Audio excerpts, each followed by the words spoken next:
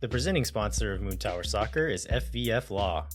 To find out what makes FVF a different kind of injury law firm, you can visit fvf.law.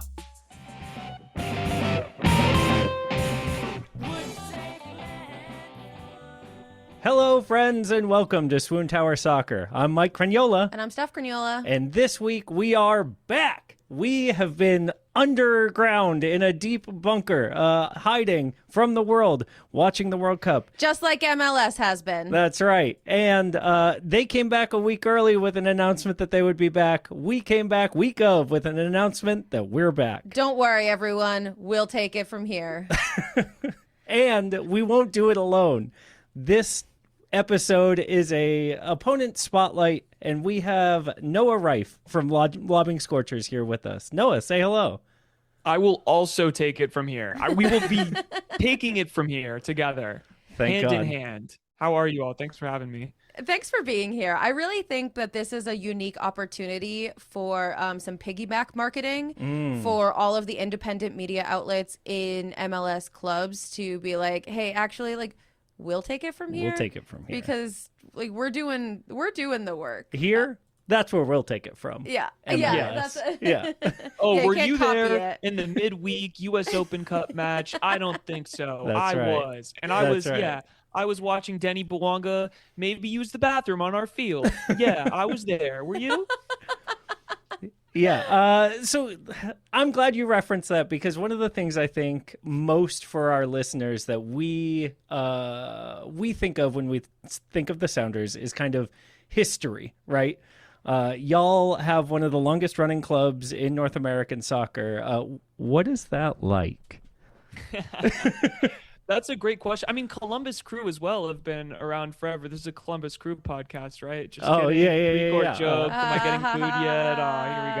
Here we go. No, it's actually really cool to be a part of. I grew up in Seattle, so I've seen the Sounders in their pre-MLS days even, and my family as well had been attending those matches, NASL era, and it really is a part of the city and has been for so long that even the stadium we play in, it failed initially to get public funding, and then they amended the charter of the stadium to include soccer and getting professional soccer and the World Cup in Seattle, and then it passed. So Wow. it's a part of the community as much as soccer is a part of Austin's community. You know, I know that maybe Austin FC hasn't been around for a long time, but there are deep roots of soccer in Austin's community. And so it's very similar here in Seattle. But I think what's very unique about the Sounders, that a lot of MLS clubs that have been around in other iterations, even like the Vancouver Whitecaps, which were started around the same time, is that we can trace our lineage through people who have been working at the club since its inception. Brian Schmetzer obviously played for the club in the 70s. He's now the head coach of the Sounders. There's multiple people in the front office who have been involved or played for the Sounders throughout their years in the NASL, USL era. So we can kind of look back and have direct touch points to every single era and be consistent with that vision of what the Sounders are in the community, outside of the community. So I think it gets lost a lot because, yes, we do say 1974 Sounders were born, but what's very unique about our club is just we have a direct connection to the 70s today. Yeah. That's so cool. And like, I think for us, we're in a very vulnerable position right now because we just lost one of our original players. So he was just Traded. he was just traded to Montreal, and like we're not really in the teach them how to say goodbye era quite yet, like because we just have only had these 5 years, 6 years, that 5.5 are we at? Yeah. That like we're still holding on to the OGs, and to see y'all have gone through that period of like growth and loss, and then now you're circling back to the OGs. It's so hopeful. Yeah, no, I think directly to that, you know, one of our first big young signings was Freddie Montero, who was a striker, very prolific, Colombian international, someone who was like very well known around the world at the time, and very much in MLS, was kind of just a unique player in his day. And he played with us for a long time and then eventually left, played in a couple of other leagues, and ended up signing and retiring. Or I guess he didn't retire with the Sounders. I think he's still playing actually in like the third division, but he's one of those guys who doesn't want to stop playing, but played his final I would say top tier professional minutes back with the Sounders. So you never know. They can always come back, especially with the beauty of the MLS roster where you can have senior minimum salaries that like barely count against the books. Yeah. Well, who knows what that might look like in the future when players are ready to return home, Yeah. But Ilya Sanchez, maybe? Yeah. I mean, he's never leaving. He's never. He's gonna stay here forever. Sorry, anyone else. He's really good at selling tires. That's all I know. I was gonna say maybe we could borrow him and then give him back. I don't know. We're in a weird roster spot right now. I don't want to let him go. Yeah, what's your local musical scene looking like? Because we just saw him at our free show in the park, Singing in the Rain, this weekend. So I gotta say, I think Seattle has a great music scene. It's very unique. Obviously, we had the grunge era. Musical theater. Oh, musical theater. Okay. Because that's where we saw him. I've got to say, Seattle Theater Group, they're great. I don't know what musicals they're putting on this, so maybe that's out of my purview. Yeah. Sorry, no Ilya then. Well, so let's talk about Seattle though, because Mike was just in Seattle. They're just in time to catch MLS's back. Yeah. And I want to hear both of your experiences at that match. Mike was visiting, was traveling. It was his first time in the stadium. Noah, obviously, was not your first time in the stadium, a game that you were probably looking forward to that didn't quite meet expectations.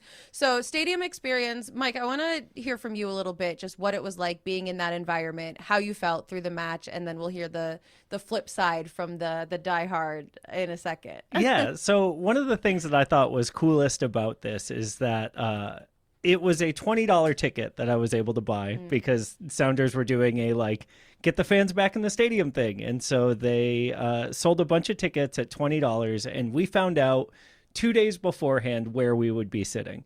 Turns out where we were sitting is probably second highest you can be in that section that sticks out past one of the end lines. And the Hawk's Nest. Okay. So I was up in the Hawk's Nest. Is that permanent? Yes. In row SS. Oh, wow. It goes to UU. So I guess there were 2 rows behind me. And the only reason we know it goes to UU is because a guy came up to SS and said, "Oh my God, I'm still going." And so, yeah, but it was packed. It was a full house. They were rubbing in my face that they had a bunch of history, right? They had Casey Keller out on the pitch. They had someone else as well. They were honoring Siggy Schmidt as well, yes. Who has since passed away, but I can't remember who was receiving the honor in his place. But God, yeah. I thought you meant since last Thursday. No. Yeah. The Sounders killed him. Yeah. He passed away quite a while ago. Okay. He saw the game and said, "Nope." Oh no. It's not worth it. He was rolling around in his grave, that's for sure. We can say I will say, least. leading into this game, I was really excited because I knew that this was a historic match. First off, a Cascadia Cup match is always historic. Second off, there was grass at Lumen Field. Noah, how many games have Seattle played on grass at Lumen Field? Let's see. So, Club World Cup, they had grass in there, and they played 3 matches. They played, I want to say 1 match on grass or 2 matches on grass before the World Cup, and then this 1 post match. So cautious guess is 5. Yeah. So yeah. I saw one of 5 matches ever at Seattle on grass. I knew it was going to be a historic night, and wow, was it. All right, over to you, Noah. How did that historic night pan out for the vibes in the stadium? I think it's so interesting that you were there and it was your first time in Seattle, because there was a lot of people in your shoes. There was quite a World Cup buzz. The Sounders were trying to really press on that post-World Cup momentum. Seattle hosted a bunch of games, hosted 2 U.S. men's national team matches. The vibe of soccer in the city was super high. And the Sounders decided that instead they wanted to take a historic defeat to their rivals, losing 5-1. And never had they conceded that many goals to the Portland Timbers at home ever in their history. Frankly, it's being pinned as the worst loss in Sounders FC history, at least in the MLS era. And I have to agree with all of that. It was embarrassing and sad. And we're now getting columns from basically everyone who writes about the Sounders saying, this is a turning moment in this club's history. So it absolutely was a historic match. And it's a real look in the mirror moment for one of Major League Soccer's biggest clubs that has constantly been in the top, but suffered such a brutal humiliation that it's, we're kind of on shaky ground, folks. It's not good. Well, Yeah. and is some of that from the like World Cup hype as well? Like, so many people came to Seattle to watch the World Cup, especially having USMNT games there. Like, people went and like fell in love with soccer, and they have a team in their city, and they said, oh man, let's do it. I'm a soccer fan now. How do I get involved? I go see a Sounders match. It's $20. Okay, great. And then that happens. Yeah, how many Timbers fans do you think you made in the city of Seattle that night? Like, I don't know. I don't know if they would want to do that. They're not really a winning club either. But Oh, no. I do think that that was the cherry on top Yeah. of the dumpster fire. Like, that was truly like, that was the Molotov cocktail into the dumpster and that caught it on fire. You get this absolute big push of momentum. The Sounders have been slowly losing attendance throughout the year since COVID. Obviously, that affected everyone's attendance. But this Not thing was ours, baby. full. We shot straight up after COVID. There we go. Come on. infinite percent growth post-COVID. I don't know what you're Sorry, talking about keep now. What happened? I I'm don't just- who could say? Who could say? Who But can say? yeah, like we've been struggling. And so to see the stadium full midweek, very unusual. Yeah. Obviously, it's a rival, but even still, to see it packed out, and to see that momentum behind it, to just, like you were saying, fall apart. Disaster.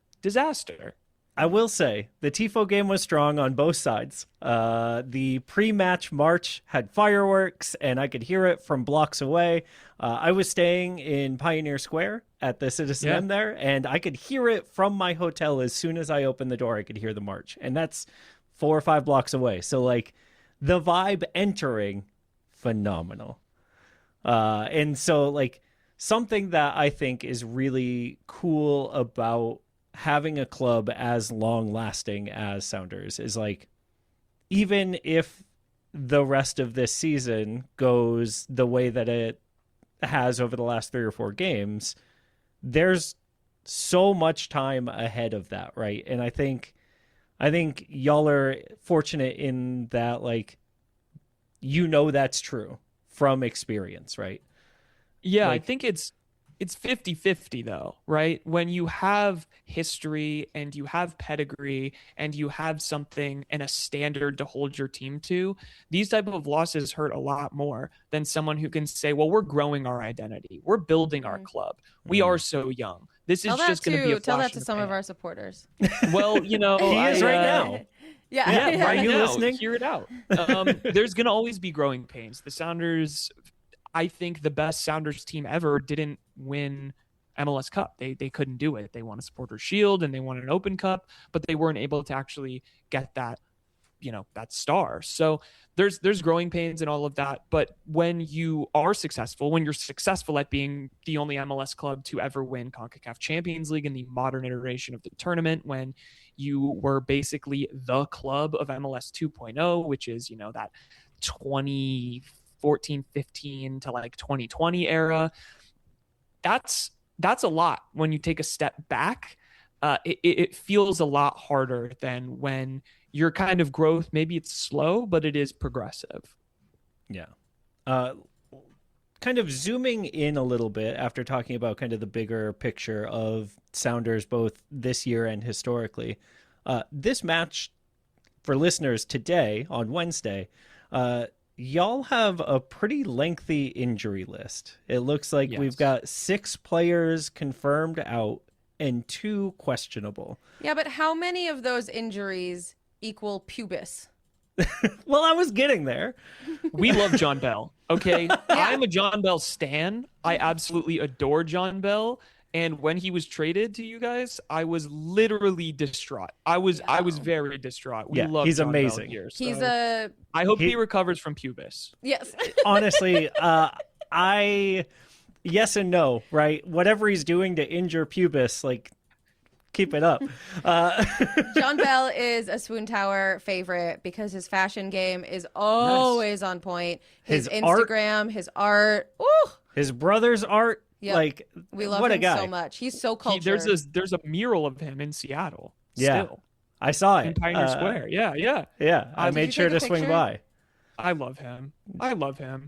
Yeah. He's so cool. He's so cool. Yeah. But so your side of this, how many of these players would you normally expect to make an impact and feel like you'll be missing?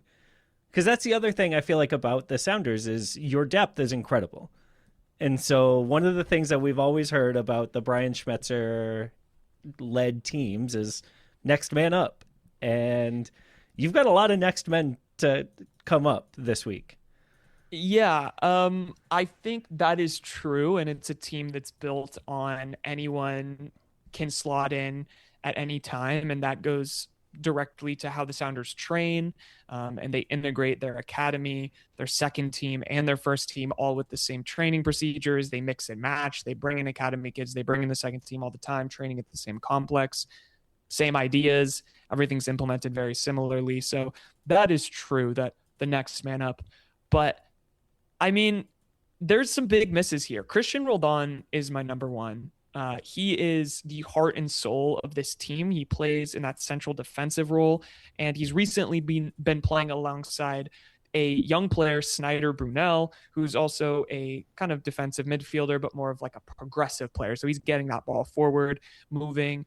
And those two together drive the entire team. That is what makes the formation work. And you're basically pulling out the heart out of the body and hoping that blood continues to pump. That was a big reason that they were just uncompetitive against the Portland Timbers, was not having Christian Roldan. He's making progress on being healthy, but he's not traveling, so he will not be there. Secondarily, his brother, Alex Roldan, who plays as a wingback, he is just so solid defensively, and you can slot him in anywhere. He's a super dynamic player. He's played every position on the field, and I mean every position on the field except for striker. So he has played goalkeeper. He made multiple saves against FC Dallas way back when, and I've seen him play literally every other position. So you have a guy who is a core piece of that defensive group. He is not there. So you have to slot in Kalani Kosarienzi, who's another wingback, a little bit less defensive and is more of a get the ball forward, cut inside kind of player. So what you're losing in defense, you are gaining in progressive movement. But when you don't have Christian Roldan to bail you out in that back area, it can get a little dicey.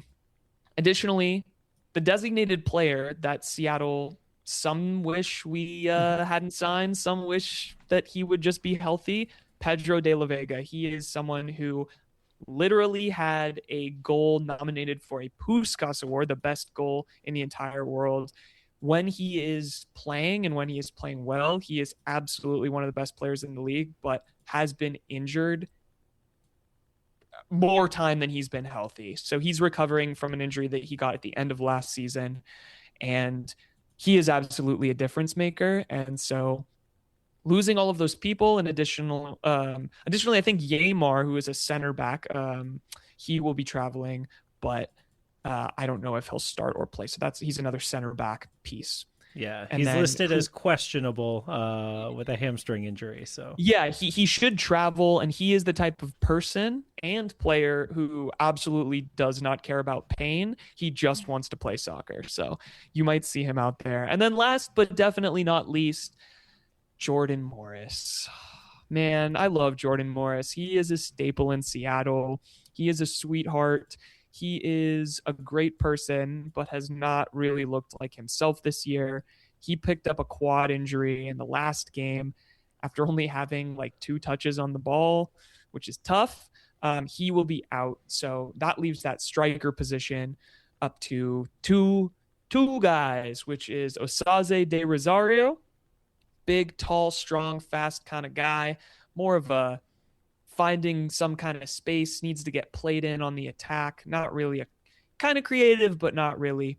And Danny Musovski, who is he's kind of a guy who likes to hang out with his friends in the center defense and wait for a really nice ball to be played to him. So not loving how we're looking on attack, not loving how we're looking on defense. Those injuries are absolutely, most of them are starters and are absolutely going to play a role in how the Sounders play. It's going to be a little bit rough. So, how many of these, and this might be a stupid question, but my keyboard's broken, so I can't look it up, the answer for myself. How much of this is an overlap from last Thursday's game? Like, how many of these injuries, obviously the couple that you mentioned that have been season long so far, but how different is your squad going to look from last Thursday?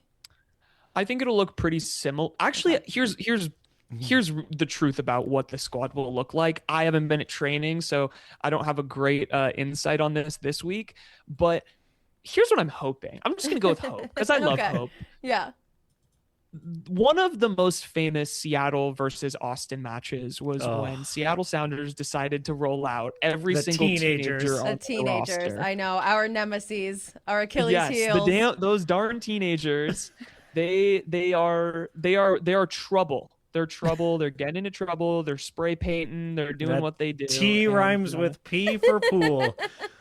Man. Exactly. We asked a player recently if he's worried about rolling out the teenagers, and he what was your read on that? Yeah, he said directly, I just don't want to face them after they lost 5-1. I don't want to face anyone. That's not how. Doesn't matter, teenagers. They're all gonna be hard. That's not how I want to do it. Like, no, I think that's true. But I kind of hope that they rotate a little bit. Brian Schmetzer, the head coach for the Sounders, did say that every spot is basically open and that no one is secure anymore after that loss. And so I think you're going to see maybe some shakeups, but I think the truth is a lot of the core is going to be there. Okay. So I'm interested to see what the Sounders play and that double pivot that I talked about, where Christian Roldan usually occupies with Snyder Brunel. I'm interested to see who plays there because Hassani Dotson, who played in that Portland game, looked pretty abysmal, and he was filling in for Christian Roldan. So I don't know what the squad is going to look like, but I know for sure what will be different is Jordan Morris will not feature in this match. So it's also one of those where you're on the road for a while and you do have to play this weekend. So they probably were already looking at maybe what game can you win? What game do you rotate a little bit? It's might be a little bit of a mix and a match. Yeah. And then I want to bring up a player who I know is divisive in Lobbing Scorchers listener base. So I have 2 questions. One, what is Brigade? And 2, let's talk about Albert Rusnak a little bit. Yeah. Because from the outside, I don't understand. He is a player that, for me, is a 100% blind spot. I watch a Sounders game. I don't think he's any good. I look at the stat sheet. He's one of the lead leaders. I do not understand how this guy just is so good and looks so bad. And what is that like, having a player like that on your squad? You know, I'll start with your first question. What is Brigade? There is a subsection of the Sounders fan contingent that we call on our podcast the anti-Albert Rusnak Brigade, because anytime we're talking about him, they are brigading our chat with just To their credit, they bring stats and numbers, and they love to point out anytime he makes a mistake and disappear when he does anything good. So it's like for it's like guerrilla warfare. Yeah. Yes. Yeah. Armed with numbers. Yeah, I can appreciate it. We all need some of that. But I do think Albert Rusnak is a divisive player, and I totally understand what you're saying as well. Like, his eye test is something that isn't necessarily to his benefit sometimes. Other times he looks like one of the best distributors in the league, one of the best number 10s in the league. And I think it also has a lot to do with the players around him, who's playing well, and the service that he has. Last year, I thought he looked pretty great. There were times when he didn't, but as it goes with any professional soccer player, but also the team around him was just humming and buzzing. And so I think that that is kind of the question mark. He is a designated player for the Sounders. He's coming up on his final, some of his final years on his designated player contract. I think there's an option left, but he is he's very divisive, and also he played pretty poorly in this last Portland match, and he hasn't had the best season so far. So I think it's an open question as to his value and what he plays. And, he is, I don't want to say he's on the out, but it's like he is aging out of that designated player position, and following right in his footsteps is Jesus Ferreira, the former FC Dallas young star, World Cup player for the U.S. men's national team. Also a pretty divisive player in his own right for certain groups of people, but he plays that number 10 advanced forward position incredibly well. And I honestly wouldn't be surprised if we see him over Albert in this match, just because it would he's make been sense so good in that position. vibes wise too. In Austin. Yeah, vibes He wise. hates Austin. Yeah. Jesus Ferreira hates us. Yeah. He hated us when he was with Dallas. Like, there is an enduring memory of him celebrating with his shirt off in front of our supporter section. Yeah.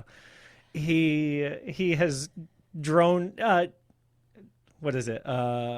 drawn ire more than almost any other player in Austin. So he's a great guy, though, I will say. We don't want to like hear him it. a lot. He also collects Disney trading cards. Stop. He's Don't a make big me Disney like trading him. card guy. And I was talking to him the other day, and he was like, yeah, I don't really watch soccer. I just kind of like to watch Rick and Morty and like stuff like that. Like, I just go home and put on like Rick and Morty and, whatever, hangs out with his kids. So he's a very wholesome guy, as much as I'm sure he's disliked in Austin for good reason. He was, pretty devastating to that back line. But, now he's not on Arrival, so maybe you can be like, yeah, we'll see. Well, We'll see what your happens. Disney cards, but it's, Yeah, I was gonna say we'll see what happens tomorrow. Today. Let's talk a little bit about that kind of line of thinking. Like, do you think that with y'all's performance on Thursday night that there is going to be no stopping Seattle tonight? Is there like a fire in the players, in the fans, that like this is an a reclamation of embarrassment, that they need to like win this or die? Yeah, I think absolutely. Any team that gets embarrassed at home by their rival and sees their own fans walk out in mass at the 60th minute, it was crazy. I think that's gonna stick with you. I mean, that's what someone I'm we haven't worried about. even talked about, and I'm surprised we haven't brought up yet. Paul Rothrock, who talk about swag. Dude, he said in the locker room after the match how hard it was watching fans walk out on this rivalry game, a rivalry game where he's from this city. He's literally from like 4 blocks from where I'm sitting right now, and I think it means a lot to him. It means a lot to the team. And I know it means a lot to Brian Schmetzer, and I know how he can get in that locker room, and there is no way that these players won't be fired up for this game specifically. Yeah. But I just think any competitor, any player, whoever it is, you get beat like that, it is a lot of pressure to go out and perform in the next match, but also it's a different level of attention and excitement and like just frustration that you're going to be ready to get out in this next game. So would you say that like fan vibes are pretty where's the decent, fans? like, because you have that expectation? I think fans are I don't think, I know people are upset. People are unhappy with ownership. They are unhappy with the general manager. We in Seattle have an interesting thing where the fans and season ticket holders actually get to vote on retaining the general manager. So he's up for vote later this year. And by all accounts, a lot of people, including myself, do not think he's going to win that. And he will end up being fired. So there's a lot of messages being sent to ownership right now from fans that they're very unhappy, and they're very unhappy with the roster. I think maybe a little bit less so with the players, because you can only play the players that you have. And also with Brian Schmetzer, I don't think they're very upset with him, but there is a growing ire against this team for being cheap and not wanting to win. And so I would expect there may be a lot of fans who don't tune into this game. There may be a lot of fans who purposefully are not going to be paying attention until the Sounders make a move or start winning or start showing that they are back to what we expect from them. So the fans are not happy right now, and I don't even think a win here would change that. I don't think a 5-1 win would change that. I don't think a 10-1 win would change that, because there's a lot of structural problems that we're dealing with that I'm sure Austin FC fans can understand and appreciate. Nope. Our structure's so good. We're perfect. Bro, I don't know if you Like, know. have you even heard of our sporting director? Pff, come on. He's my favorite. He's my They'll favorite exist. guy. Yeah, they'll He's exist. my favorite guy. Trust me. Yeah. It's definitely Yeah, just not a chair. It's it's- definitely not yeah, just like an empty it's the whole chair that they're guy, wheeling you know? around. It's probably not Claude. Why? No, Oh no. no, it's Brock. It's Yeah, yeah. Brock instead. Well, yeah. I mean, they are billionaires. You're right. You're right. It I probably told is. you Jim Curtin seems like an AI guy. Oh, yeah, that's Steph's Oh, big. for sure. Yeah, For I don't trust him. sure. Steph doesn't trust him because she doesn't think that he can breathe through his nose. So until we see him, Yeah, that's concerning. you know. Yeah. And with a name like Curtin, it's like, what's behind there? Oh, You know? yeah. What are you Shoes. hiding? Shoes. So many shoes. So many shoes. So many shoes. The craziest thing about the shoes, we're getting way off touch here, but he has been quoting the same number of pair of shoes for years. Everyone, like every time he said, I have 167 pairs of shoes. My guy, there is no way that anyone that has 167 pairs of shoes is still at 167 pairs of shoes, unless like your wife was like, 1 in, 1 out, dog. Like that's like technically right? like my hope for male podcasters. Yeah. 1 in, 1 out. That's One in, very one out. valid. Yeah. You're going to have to take it up with the government on that one, though, because podcast equipment did land at my front door the day that I was born. They said, you will have a mullet, you will have a mustache, you will have a sports podcast. So that was this is designated at behind the birth. curtain a little Yeah. bit, huh? Yeah. Oh, if they don't do that for him when he gets here, what are we even doing? Yeah. A Probably- behind the curtain. Probably bad. section. Probably doing bad, just like the rest of MLS. Listen, media. if you can think of that, then MLS surely can't. So that's, I don't know. That's what I'm worried about. Noah, Yeah. what haven't we touched on for tonight's match? Is there something that you want to talk about that we haven't gone through yet?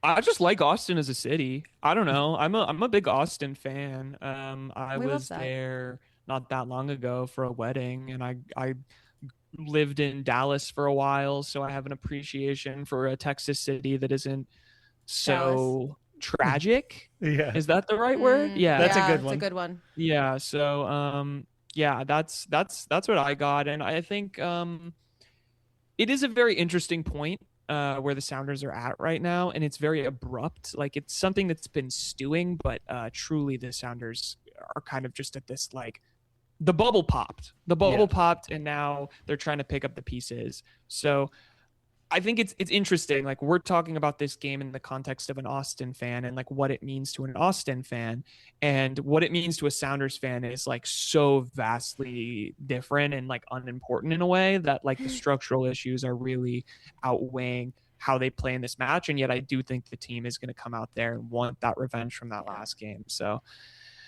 I don't know. This has been honestly surprising to me from someone who is a more casual fan, because Seattle seems so solid outside. Like, it seems just like everyone is happy. Y'all are killing it, you know, like you're just happy to be there, to have your team, to have the, you know, The best fact fan that they're base, good all the blah, blah, blah. time. Yeah. The fact that you got the guy from the meme. The fight and win guy? Yeah. Oh yeah, we love the fight and win guy. Shout out the fight and win guy. He's awesome. So but yeah, it just seemed to me that like everything was cool and chill, and so this has been eye-opening. On the Well, real, it is interesting too, because they're only a 1 win away from like 3rd or 4th place right now. So it's not even like on the table they're super chalked by any means. Right. Like they are absolutely in it. They are absolutely in it. But it is that expectation of winning trophies that, like, I don't care if you're in 6th or 5th or 1st. If you're not going to win a trophy, we don't want to hear it. And you have to beat Portland. So fan expectations, they're a little different here in Seattle, I guess. Yeah, what is the current standings on Cascadia Cup this year? I'm not sure. I think the Sounders were in the lead, but I honestly I've not tapped into that, to be honest with you. And I don't know. Is it weird to now have Vancouver like good? Oh, yeah. You know, save the Caps first of all. Obviously, yes, of course, absolutely, save save the Caps.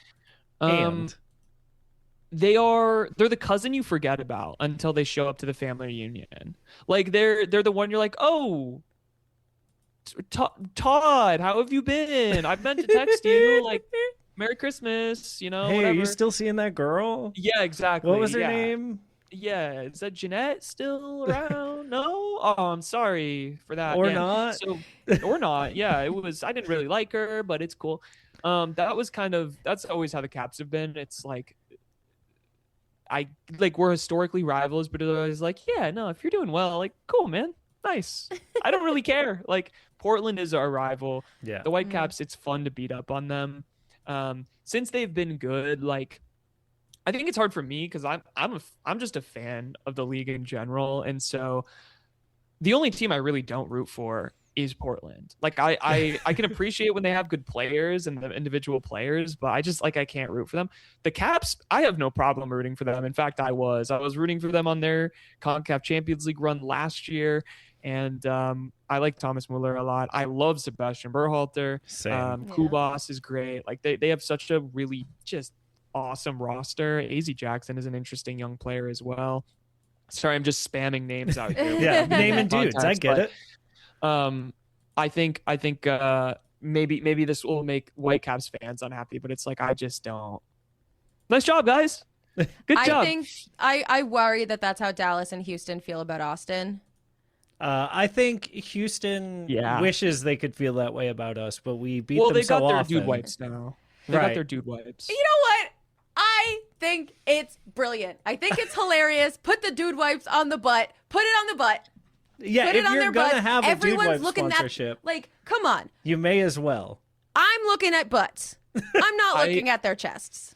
I just feel like it should have, like, they should have to have like a brown streak up the back next season on the kit. On the new jersey, it has to feature brown prominently. No, right? that's the point. The dude wipes brown gets everywhere rid else. of.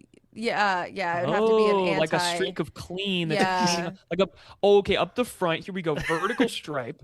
Yeah. With, like, it looks like something's wiped off. It's got a little, like, drips on the side, but it's like a vertical stripe, center chest logo, orange in the middle, brown on the outside, and you call it the oil slick kit. But actually, it's an extra dude wipe promo. Yeah. No, I think that this is good. This is good. You're welcome, MLS. Between this and Behind the Curtain, we'll take it from here. We'll take it from here. We'll take it from here. Noah, this has been delightful. Please let everyone know where they can find you and your show. Absolutely, yeah. We do a lot on YouTube. That's probably the best place to find us. YouTube.com/@Lobbing Scorchers or LobbingScorchers.com/YouTube, whichever you are preferring. We have a podcast. We do live streams, all that kind of stuff. And we are launching a new project here soon on LobbingScorchers.com. So check that out. Lots of fun stuff that we are doing over here. If you're an Austin fan or a Seattle fan or any kind of Major League Soccer fan, check us out. We also do way too much social media, so you can follow us on Instagram, Facebook, Blue Sky, something else, but all at Lobbing Scorchers. So check us out on all those fun platforms. Amazing. And y'all listening, remember to visit patreon.com/moontowersoccer and to rate, review, subscribe, and share this show with your friends. And your enemies. And your enemies' moms. And your moms. We And love Noah's you. mom. Oh, And yeah, my mom. Noah. Yeah, My let's tell mom Noah's will be mom. listening to this. So Let's shout out go. to my mom. We Shout out love to you, Noah's mom. Yeah. And we love you all. I love you, Mom. Yeah. We Love love you, you. Mom. Bye. Bye.